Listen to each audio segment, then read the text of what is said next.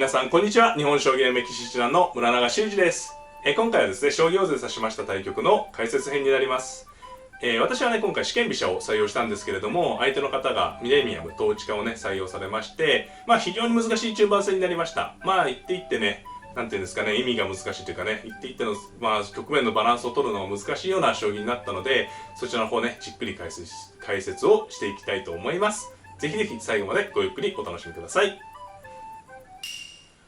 はい、ではね、解説の方をやっていきたいと思います。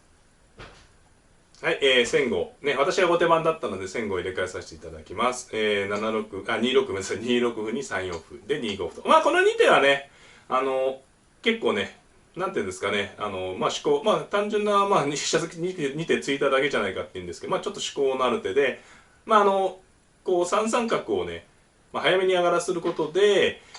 ご機嫌中飛車や、一手損角換わり、あるいは角交換型振り飛車を、封じた意味があります。なぜかと言いますとね、例えばこれで角交換型振り飛車やろうとすると、ここで角交換すると、3三角と一手上がった手がね、さらに損な手になるんですよね。ちょっとこれだけ簡単な仕組みなのでこれだけお伝えすると、例えばこれで、7六歩ですと、仮に角交換型振り飛車をやりたければ、ここで8八角成とね、7六歩の8八角成ですぐ交換できるんですよね。こう7六歩3三角を利かしてから3四7六歩ですと、これでね、8八角成ですと、こう一手上がった角までね、手の損になってしまうので、かなりやりづらいんですよね。やりづらい。手をね、2手損するような感じになっちゃうんでね、それを封じたような意味があります。はい。で、私は4四歩。で、4二飛車とね、ここまで進めばね、7六歩であろうが2六歩であろうがあまり変わらないような形にはなりましたね。非常にオーソドックスな試験飛車の序盤戦に戻りました。はい。で、5八金右に玉を上がりまして、今回ね、ちょっと振り飛車穴熊ね、試験飛車穴熊やってみようかなと思ってね、こう王様を早めに移動したんですけれども、この6八金右が、6八金寄るがね、一つのポイントで、4三銀に6六角とね、これもね、私がこのチャンネルでね、解説してきた対局の中で、一度出てきた形ですかね。一度、日常かですかね。で、本局に見られるような7七桂から、統一化囲い、ミレニアム囲い。ちょっとこれ、名前がね、統一されてないんですけれども、今回では統一化囲いと説明しますね。統一化囲いと言われる形にね、向かって進めていくという戦型ですね。これ9二香と上がる手もね、もちろん有力です。9二香と上がって穴熊を目指す手もあるんですけれども、前回統一化囲いとね、戦った時に、振り飛車穴熊で戦ったので、今回ね、せっかくなんでね、ちょっと美濃囲いでね、形を変えてね、戦ってみました。で、9六に、9四。これは受けた方が無難でしょうね。受けない指し方もあるんですけど、美濃囲いの場合は受けた方が無難だと思います。穴熊だとね、受けないことが多いんですけど、美濃囲いは受けて戦った方がね、後々桂馬を飛んでくるときに、かえって端がついてあった方が受けやすかったりします。はい。で、8八銀。ここら辺駒組みですよね。7七桂とね。これが一つのポイントで、振り飛車側ね、統一化囲い側から言うと、この7七桂がポイントですよね。5四銀から、6五銀とか、あるいは6五歩とか、この角をいじめられやすいんですね。やっぱり上にね、こんな4段目に角が出てきてますから、この角いじめられやすいので、桂馬で、少し援護しておくということです。はい。で、ここからね、この辺から振り飛車側は作戦の岐路になってきますね。一つのポイントは、これはね、どの戦型でもそうなんですけど、攻撃の銀をね、どう進めるかですよね。守りの銀ってのは大体王様近くにいるんであんまり動くことがないんですけれども、飛車角はともかく攻撃の銀、この場合はこの4三の銀をどう使うかが、で大きく作戦が変わってくるところになります。実際は5四歩とついたんですけど、5四銀と出てね、この角を狙っていくっていう指し方もあるところですね。はい。で、5四歩とついてね、これは本局でちょっと出したんですけど、これはね、この狙いがありまして、8九玉に5二飛車とね、これがちょっと狙いの作戦ですね。で、3二金と。これどうですかね。もう数手でフォーメーションチェンジですね。ここは、完全な国家試験飛車なんですけど、ここから、フォーメーションを変えまして、角銀中飛車ですね。中飛車にフォーメーションチェンジです。で、これ対局編の時に言ったんですけれども、この駒組みね、フォーメーションを変えた、意図としましては、この統一化囲いですね。統一化囲いっていうのは、非常にコンパクトに硬い、穴熊に似た形なんですけど、コンパクトな形なので、中央の付近がね、若干手薄があるんですね。でその若干手薄の中央をこうね、今角交換挑んだんですけど、角を交換することで、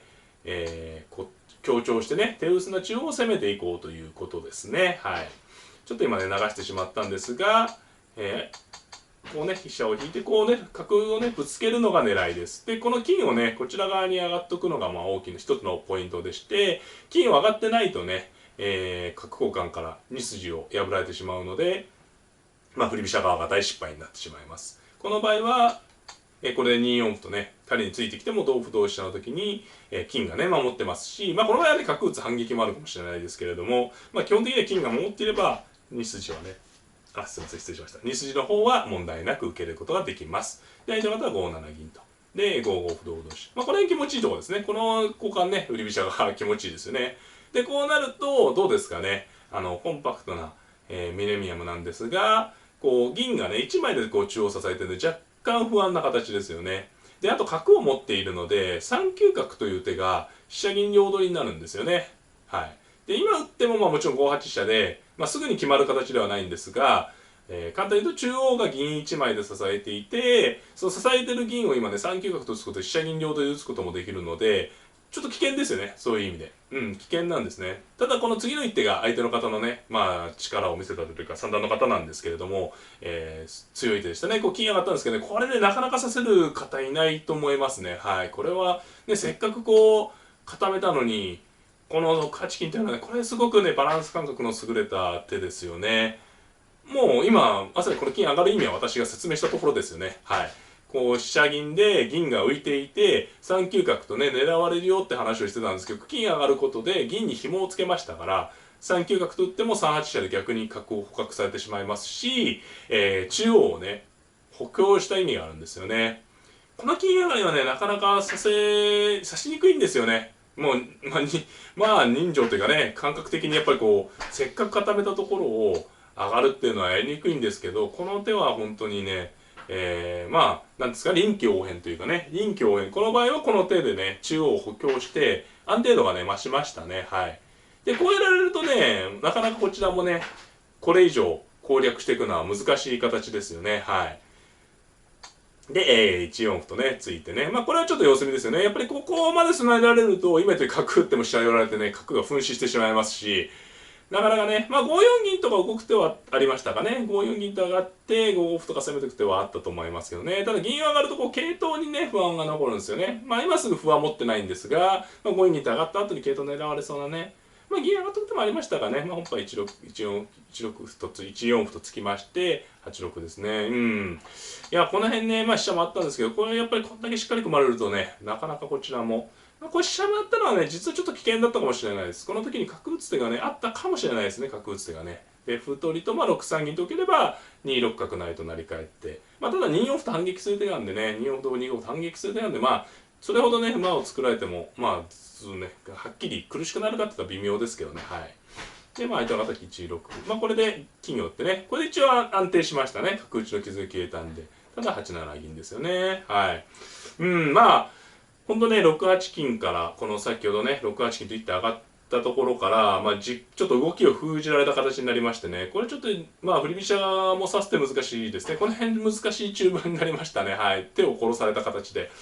はい。で、本局は2筋を反撃しに行ったんですけど、これ対局編の時もね、これ言ったんですけど、やっぱりこう、銀冠、ほんと繰り返しの話になってしまうんですけど、銀冠対片美濃っていうのは、結構ね、差があるんですよ。なんだ、美濃囲い囲えてるじゃないかと思われる方いるかもしれないんですけど、銀冠と美濃囲いはね、かなり硬さにね、差がある印象です。これはあくまで私の感覚で、美濃囲いがね、好きな振り飛車党の方に聞けばそんなことないよっていうかもしれないですけど、やっぱり私の感覚ではね、銀冠と美濃囲いはね、相当硬さに差があるような印象があるので、だからこちらでね、やっぱり相当ポイント上げないと苦しくなるんですよ。はい。で、本譜はこうね、飛車先を逆襲して、こちらでポイントを上げに行ったんですよね。で、金相手の方は、銀上が角。これはやはり飛車1枚、ね、このままですとどんどん飛車先突破されちゃいますし、ちょっと角を打ってね、こちらが補強しようという。この2手もね、すごく筋のいい手で、本当に相手の方ね、強い方ですよね。はい。でまあ、ね、3五とついるんですけど、これはね、飛車引いた方が良かったかもしれないですね。こう3五歩手筋で、同歩でしたらね、角道が止まりますし、同角、本局同角なんで、飛車寄ってね、こう、軽くね、石成流の形、こう、飛車横にね、使おうってことなんですけど、まあ、本譜に見られたように、こう、2四歩と垂らされる傷が残っちゃったんで、まあ、ここはまあ、飛車縦に引いといた方が良かったかもしれないですね。飛車引いて、まあ、2四歩と打たれるんですけど、飛車で、まあ、歩成りを受けた形になりますよね。飛車引いて歩ならば、まあ、別に受ける必要ないんですけど、本局この後ね、この形にした後に歩打たれて、まあ、金寄る形になっちゃったんで、ちょっとその形いい形じゃなかったんでね、まあ、ここ縦に引いたらよかったかもしれないです。で、8八玉と。で、4六。まあ、この辺はね、私のとしては、もう先ほど言った通りですね。右側が、まあ、貯金されてるんで、できればこっちでね、稼ぎたいんですけどね、なかなか相手の方がこう、冷静に対応されまして、うん。この歩もね、いい手ですね。だからこう金寄らされて。ここはちょっとね、作戦失敗ですよね。振り飛車側が。右側のこう、形がだけ良くなっちゃって、左側で儲けてないんで、ここはね、あんまり自信ないですね。はい。でですね、まあ、ここで相手の方長考になったんですね。どんぐらい考えましたかね。2分ぐらい。1分40秒ぐらい。ここは難しいです。ね、ここで腰を落ち着けてね、考えるっていうのもすごくね、まあ、相手の方強いところですよね。はい。で、まあ、銀上がったと。まあ、これはこちら側で動こうというですね、これ私も第一感だったんでね。ただまあ、こう、銀を引いた時に8五歩だったら、まあ、ここでまあすぐ8五歩の方が良かったかもしれないですけどね。8五歩とついて様子を見とく。まあ、銀を引けば同じになるんですけどね。銀を上がって銀引いて。まあ、こう、6四銀と取る手はできるんですけど、取れば、例えば4五歩と打って、まあ、角は上に上がるしかないんで、ちょっとかなり歪んだ形になりますよね。で、まあ、例えばこの歩を取っとくとか。まあ、手としては6四銀、4五歩、5五角に2四飛車という流れですかね。まあ、実際は8五歩とついたんですが、まあ、これで銀ね、こちらの銀がくっついたのはちょっと大きかったですね。ここで、まあ、6三銀とすぐ上がるはね、この歩取り受かるんですけど、6三銀という受け方より、この受け方の方がね、明らかに得ですよね。王様硬いですもんね、何せ。この銀で受けれたのちょっとポイントになりましたかね。はい。で、8四歩なんですけど、まあそうですね。まあなんか難しいところですけどね。まあ、6六とつくと7四歩が嫌だったんですかね。まあ私が居飛車だとしてどう指すかと言われても結構ね、難しい。まあ1七桂がね、一応狙い筋なんですね。1七桂と飛んで、ここでね、こちら側で駒を手にしてこちら側で使いたいんですけど、まあ1七桂すぐ飛ぶと4五歩がありますかね。5五角5四歩と追われて、ここ桂飛んじゃうと、そう3七の地点が角でしか支えてない形になるんですね。まあ1七桂と飛ぶと、歩2枚ありますから4五歩と打って5角5四歩と打たれて、角が動いちゃうと飛車成られちゃうんでね、難しかったですかね。ちょっとね、でもここから少しずつね、局面の均等がね、崩れてきたような感じがありますね。まあ、これ同銀で取ると、3九角と打つ手が、飛車銀両取りになっちゃうんですよね。なので、まあ、どんどん来たんですけど、私も対応して、これも出るとね、3九角で飛車銀両取りになっちゃうんで、銀上がったんですけどね、このね、銀がこう、終えたの大きいですよね。ここはね、ちょっと、形勢がね、振り飛車側に好転しましたかね。というのも、まあ、この局面を見ていただければわかるんですけど、こうでしたからね。この局面と、これ、なんですか、ここの位置は変わりましたけど、こう、随分、こう、これ8三銀で、すみません。失礼しました。間違えた。そうですね、すいません。そうですね、すいません。ここで追ってね、追ったことによって8三銀と上がって、厚みがね、逆転しちゃったんですよね。先ほどの局面は、居飛車側がこう、かなり右辺で貯金があったんですけど、この状態になって次7二金と上がられたと仮定した場合、その貯金が逆転するんですよね。やっぱりこう、この銀冠して3枚で固まって、特にこう銀冠崩れてますから。これでまあ、相手方ね、こう9五香とされて、まあこれちょっとね、まあ、厳密に言うともう、なんていうんですか、無理筋なんですけれども、こうやらないと、もう指し手のね、まあなんていうんですか、継続性というか、あれがないんですよね。もちろんここで何か違う手をやれば、すぐに王様が本局ね、この後すぐ決着になっちゃったんですけど、まあすぐ王様がね、詰むとか詰まないとか主義にならないんですけれども、ただもう今言った理由ですよね、この前の局面、こんだけ貯金があった形から、まあ自分からこうね、居飛車側としては動いていったわけですから、これでね、まあ攻めていけないようでは、まあ、なんていうんですかね、まあ展望がないということですよね。結局、もう全て貯金を吐き出す形になってしまうので、まあこれはしょうがないと思います。これでまあ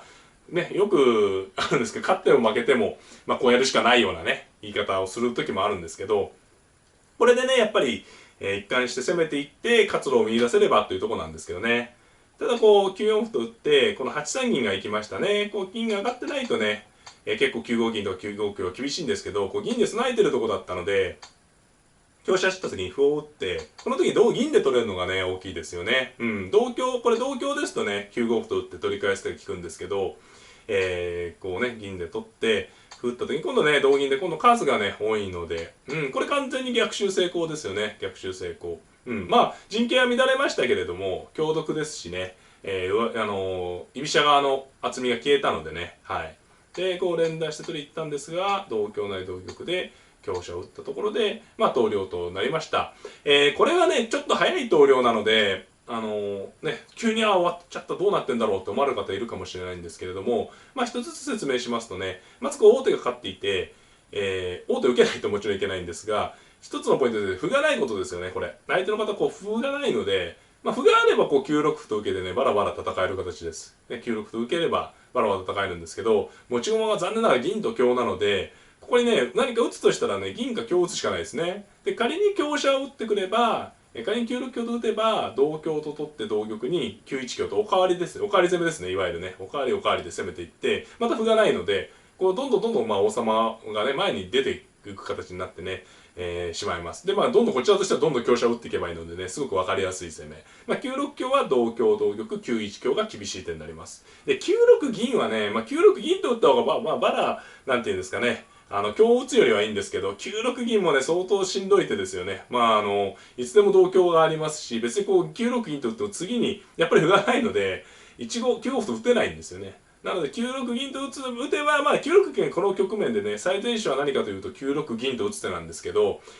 まあ、それはね、まあ、これも、話ですけど、ここでせっかくこう手に入れた銀なわけですよ。これをね、まあ、